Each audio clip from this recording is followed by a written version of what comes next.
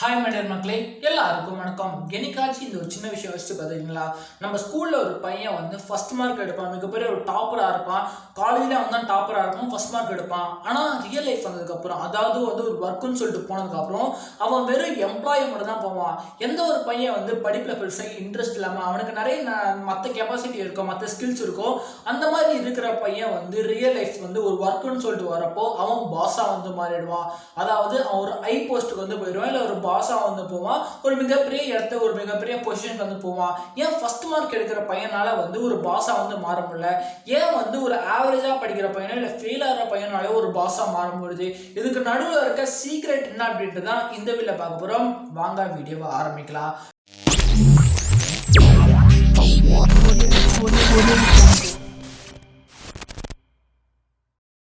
First secret injustice. இன்ஜஸ்டிஸ்னா என்னன்னா, ஒரு காட்டுல நிறைய அனிமல்ஸ் இருக்கு. எல்லா அனிமல்ஸ்க்கும் என்ன பண்றாங்கன்னா ஒரு காமனான டெஸ்ட் வைக்கிறாங்க, ஒரு பொதுவான ஒரு தேர்வு வைக்கிறாங்க. அந்த அனிமல்ஸ் பக்கத்துல இருக்க மரத்து மேல யார் ஏறி வைக்கிறாங்களோ அவங்க தான் வந்து வின்னர் அப்படி சொல்றாங்க. குரங்கு உட்காருது, முயல் உட்காருது, சேவல் உட்காருது, கோழியும் கஷ்டப்பட்டு மேலே வந்து உட்காருது, சின்ன சின்ன அனிமல்ஸும் எப்படியோ கஷ்டப்பட்டு மேலே ஏறி உட்காருது, இன்செக்டும் மேலே ஏறி வந்து உட்காருது. ஆனா என்ன ஆகுது அப்படின்னா, சீட்டா, சிங்கம், அதுக்கப்புறம் வந்து மீனால மேலே ஏறி உட்கார முடியல.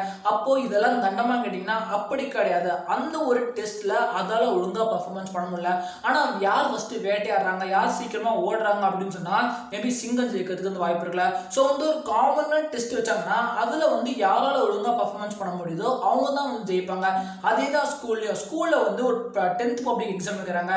அந்த 10th பப்ளிக் எக்ஸாம்ல ஒரு படிப்புல யாரால வந்து கரெக்டா பெர்ஃபார்மன்ஸ் பண்ண முடியுதோ, யாரால அந்த ஒரு படிப்புல அந்த ஸ்டடீஸ்ல வந்து ஒழுங்கா வந்து கான்சென்ட்ரேட் பண்ணி அதுல இருக்க ஸ்கில்ஸை வந்து அவங்களால அப்ளை பண்ண முடியுதோ அவங்களால மட்டும்தான் ஃபர்ஸ்ட் மார்க் எடுக்க முடியும், அவங்களால மட்டும்தான் வந்து டாப்பர் ஆக முடியும், அவங்களால மட்டும்தான் பாஸ் ஆக முடியும். சில பேர் வந்து அந்த ஒரு கெப்பாசிட்டி அவங்களுக்கு இருக்காது, அந்த ஒரு ஸ்கில்ஸ் இருக்காது, அதுக்காக அவங்க தண்டமா கேட்டிங்கன்னா அப்படி கிடையாது. அவங்களும் சொல்லிட்டு ஒரு தனிப்பட்ட ஸ்கில்ஸோ கெப்பாசிட்டியோ ஸ்போர்ட்ஸ்லையோ இல்லை வந்து இந்த ஆக்டிங்லையோ சிங்கிங்லையோ டான்சிங்லையோன்னு சொல்லிட்டு அவங்களுக்கு அது சின்ன வயசுலேருந்தே இருந்துகிட்டே வரும். அவங்க என்னதான் வந்து அந்த ஸ்டடீஸில் ஃபெயில் ஆனாலும் லைஃப்பில் கண்டிப்பாக வந்து ஜெயிப்பாங்க. இந்த மாதிரி ஃபர்ஸ்ட் ரேங்க் எடுக்கிறாங்களே, அந்த மாதிரி ஃபர்ஸ்ட் ரேங்க் எடுக்கிறவங்க வந்து எல்லாமே சொல்லிட்டே இருப்பாங்க, இவங்க தான் கண்டிப்பாக வாழ்க்கையில் பெரிய ஆளாக வருவாங்க, கண்டிப்பாக பெரிய ஆளாக வருவாங்க சொல்லிட்டு. ஆனால் ரியல் லைஃப்பில் வரப்போ என்னதான் வந்து அந்த மார்க்ஸ் நம்மளுக்கு தேவைப்பட்டாலும் சின்ன சின்ன ஸ்கில்ஸை அவங்க கற்றுக்காம போயிடுவாங்க. அதனாலே இந்த டாப்பர் வந்து பாஸாக மாற மாட்டாங்க, எம்ப்ளாயி தான் வந்து மாறுவாங்க. இதுதான் ஃபர்ஸ்ட் சீக்ரெட். செகண்ட் சீக்ரெட் என்ன அப்படின்னா வந்து அபவுட் அதர்ஸ். சிம்பிளாக சொல்லலாம், நம்ம சின்ன வயசுல இருக்கிறப்போ நம்ம அப்பா அம்மா நம்மளுக்கு பாட்டு கிளாஸ் பிடிக்குமா, டான்ஸ் கிளாஸ் பிடிக்குமான்னு சொல்லிட்டு எதை பற்றியும் கேட்காம தரன்னு எழுதிட்டு போயிட்டு ஒரு பாட்டு கிளாஸ்ல, டான்ஸ் கிளாஸ்ல, ஸ்விம்மிங் கிளாஸ்ல நம்ம வந்து வாலண்டரியாக அதை வந்து ஜாயின் பண்ண வைக்கிறது தான் வந்து இந்த ஒரு அபவுட் அதர்ஸ். நம்ம லைஃப் வந்து பின்னாடி திரும்பி பார்த்தீங்க அப்படின்னா இந்த பின்னாடி கிடையாது, நீங்கள் லைஃப்பில் பின்னாடி திரும்பி பார்த்தீங்க, உங்கள் பாஸ்ட்டை பார்த்தீங்க அப்படின்னா வந்து நம்ம சின்ன வயசுலேருந்து இப்போ வரைக்கும் நிறைய விஷயங்கள் நம்ம பண்ணுறது வந்து நமக்கு பிடிச்சி தான் பண்ணுறோம் கேட்டிங்கன்னா கண்டிப்பாக நிறைய விஷயம் கிடையாது. இப்போ நம்ம ஒரு அப்பா அம்மா ஒரு கடை கூட்டு போகிறாங்க, நம்ம அப்பா அம்மா வந்து சின்ன வயசுல இருக்கிறப்ப நம்ம அப்பா அம்மா என்ன சொல்லுவாங்கன்னா, உனக்கு இந்த டாய் தான் கரெக்டாக இருக்கும், உனக்கு இந்த ட்ரெஸ் தான் கரெக்டாக இருக்கும், உனக்கு இந்த ஆர்கிட் தான் நல்லா இருக்கும், நீ இதை சாப்பிட்டா தான் நல்லா இருப்பான்னு சொல்லிட்டு உங்களுக்கு தேவையானது உங்களுக்கு பிடிச்சிருக்காங்கன்னு சொல்லிட்டு உங்களை எதுவுமே கேட்காம அவங்களுக்கு இஷ்டத்துக்கு எது வேணுமோ உங்கள் வாயை திணிச்சிட்டே இருப்பாங்க. அதை பற்றி நீங்கள் பெருசாக கேள்வியும் வந்து கேட்க மாட்டீங்க. நீங்கள் அப்படி கேள்வி கேட்டீங்கனாலும் இல்லை எனக்கு வேணாம்னு சொன்னீங்கனாலும் உங்களை நீங்கள் சேட்டை பிடிச்சா போய் நீங்கள் சொல் பேச்சே கேட்க மாட்டீங்க. உங்களுக்கு வந்து என்ன சொல்லுவாங்க அப்படின்னா டிசிப்ளின் வந்து கிடையாது அப்படின்னு சொல்லிட்டு சின்ன வயசுலேருந்து இப்படி முத்திரை வந்து குத்திடுவாங்க.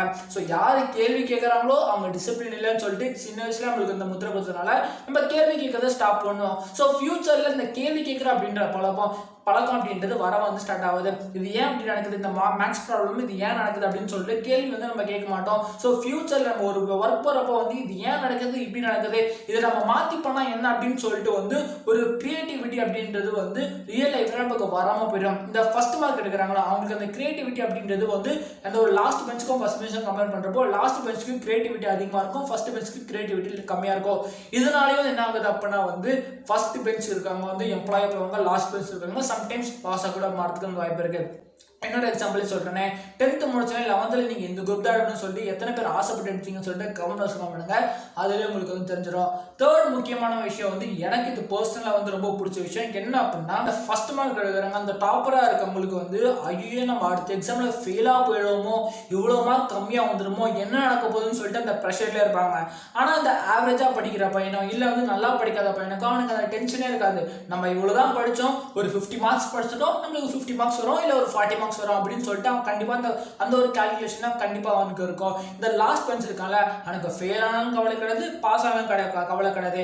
அவன் போடுற எஃபர்ட்டை போடுவான், ஃபெயில் ஆனா ஓகே, பாஸ் ஆனாலும் ஓகே அப்படின்னு சொல்லிட்டு போயிட்டே இருப்பான். ஸோ இந்த ஃபெயிலியர்ஸை அக்செப்ட் பண்றது அப்படின்றது வந்து அவங்களுக்கு அந்த ஃபர்ஸ்ட் பெஞ்சுக்கு வந்து பெருசா இருக்கவே இருக்காது. ஆனா அந்த ஆவரேஜா படிக்கிற இந்த பசங்க இருப்பாங்களே, அவங்களுக்கு அந்த ஃபெயிலியர்ஸை அக்செப்ட் பண்ற அந்த பழக்கம் வந்து சின்ன வயசுலேயே உங்களுக்கு வரும். ஏன்னா வந்து ஃபெயில் ஆனா ஓகே, ஃபெயில் ஆகிட்டா அடுத்த வாட்டி பாஸ் ஆகலாம், பாஸ் ஆகிட்டா அடுத்த வாட்டி இதெல்லாம் நம்ம நல்லா பண்ணலாமே அப்படின்னு சொல்லிட்டு வந்து சின்ன வயசுல அவனுக்கு அந்த மோட்டிவேஷன் வந்துகிட்டே இருக்கும். ஸோ அதனால தான் என்ன ஆகுது அப்படின்னா வந்து இந்த ஆவரேஜா படிக்கிறாங்களே அவங்களுக்கு அந்த ஃபெயிலியர் அப்படின்றது சின்ன வயசுல பயம் கிடையாது. ஆனால் ஃபர்ஸ்ட் மார்க் படிக்கிறாங்களே அவங்களுக்கு ஃபெயிலியர் அப்படின்றது பயம் சின்ன வயசுல வர ஸ்டார்ட் ஆகுது.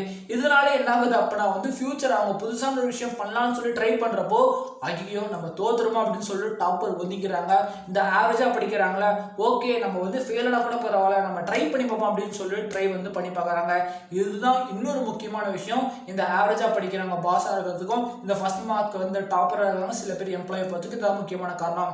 லாஸ்ட் ஃபோர்த் என்ன அப்படின்னா லேக் ஆஃப் ஸ்கில்ஸ். நம்ம இந்தியாவில் நீ 10th நல்லா படிச்சு நல்லா மார்க் வாங்கினா 11th நல்லா குரூப் எடுக்கலாம் சொல்றாங்க, 12th நல்லா படிச்சு நல்லா மார்க் வாங்கினா அப்படின்னா நல்ல காலேஜ் சேரலாம் சொல்றாங்க, காலேஜ்ல நல்லா படிச்சு நல்லா மார்க் வாங்கினா அப்படின்னா நல்ல வேலைக்கு போகலாம் சொல்றாங்க. ஆனா வந்து நம்ம ஸ்கூல் படிக்கிறப்போ இந்த ஸ்கில்ஸ்லாம் உனக்கு தேவைப்படும். இந்த ஸ்கில்ஸை நீ இப்போ வந்து டெவலப்மெண்ட் பண்ணதான் ஃபியூச்சர்ல நீ ஏதாச்சும் வேலைக்கு போறப்போ அது உனக்கு யூஸ்ஃபுல்லா இருக்கும். உதாரணத்துக்கு செல்ஃப் கான்ஃபிடன்ஸா இருக்கட்டும், கம்யூனிகேஷனா இருக்கட்டும், இல்லை அப்படின்னா வந்து ஒரு அதனாச்சும் ஒரு ஸ்கில்ஸா இருக்கட்டும், சின்ன சின்ன ஸ்கில்ஸா இருக்கட்டும், டைம் மேனேஜ்மெண்ட் ஸ்கில்ஸா இருக்கட்டும், மணி கண்ட்ரோல் மீன்ஸ் வந்து மணி எப்படி செலவு பண்ணக்கூடாது, ஒரு இன்வெஸ்ட்மெண்ட் பத்தி வந்து ஸ்கில்ஸா இருக்கட்டும். இந்த மாதிரி நிறைய ஸ்கில்ஸ் வந்து நம்ம இந்தியாவில் சொல்லித்தர வந்து மறந்துடுறாங்க. ஆனால் இந்த ஃபாரின் கண்ட்ரீஸ்ல பார்க்குறப்போ அப்பா அம்மாவே என்ன பண்ணாங்கன்னா வந்து இந்த மாதிரி சின்ன சின்ன ஸ்கில்ஸை வந்து கற்றுக் கொடுப்பாங்க, எப்படி மணியை மேனேஜ் பண்ணலாம் சொல்லிட்டு. அப்படி கற்றுக்க வந்து சொல்லித்தர முடியாத அப்பானால என்ன பண்ணுவாங்கன்னா வந்து ஸ்கூல்ஸே வந்து சொல்லி தருவாங்க ஃபாரின்ல. என்னென்ன வந்து ஸ்கில்ஸ்லாம் நீங்கள் டெவலப்மெண்ட் பண்ணிங்கன்னா ஃபியூச்சரில் உங்களுக்கு என்னென்ன யூஸ் ஆகும்னு சொல்லிட்டு அவங்க வந்து சொல்லி தருவாங்க. ஸோ அந்த மாதிரி அவங்க வந்து போயிட்டு இருக்காங்க. ஆனால் இங்கே படித்தா நல்ல வேலை கிடைக்கும் தான் இன்னொன்று சொல்லிட்டு இருக்காங்க. ஸோ ஸ்கில்ஸை வந்து எல்லாமே மறந்துடுறாங்க. இதை பற்றி உங்களோட கருத்து என்ன அப்படின்னு சொல்லிட்டு கமெண்ட் பாக்ஸில் வந்து மறக்காம வந்து கமெண்ட் பண்ணுங்க. இந்த 4 சீக்ரெட்டும் உங்கள்கிட்ட வந்து ஷேர் பண்ணிட்டேன். இதே மாதிரி வேற ஒரு புது சிந்திக்கிறேன். இன்னொரு விஷயம் என்ன அப்படின்னா வந்து நம்ம எஜுகேஷன் சிஸ்டம் தப்பு சொல்லணும்னா கண்டிப்பாக அப்படி கிடையாது. சில விஷயங்கள் தப்பாக இருக்குது, சில விஷயம் கரெக்டாக இருக்குன்னு சொல்லிட்டு நிறைய பேர் சொல்கிறாங்க. நான் வந்து சொல்ல. பை மக்களே.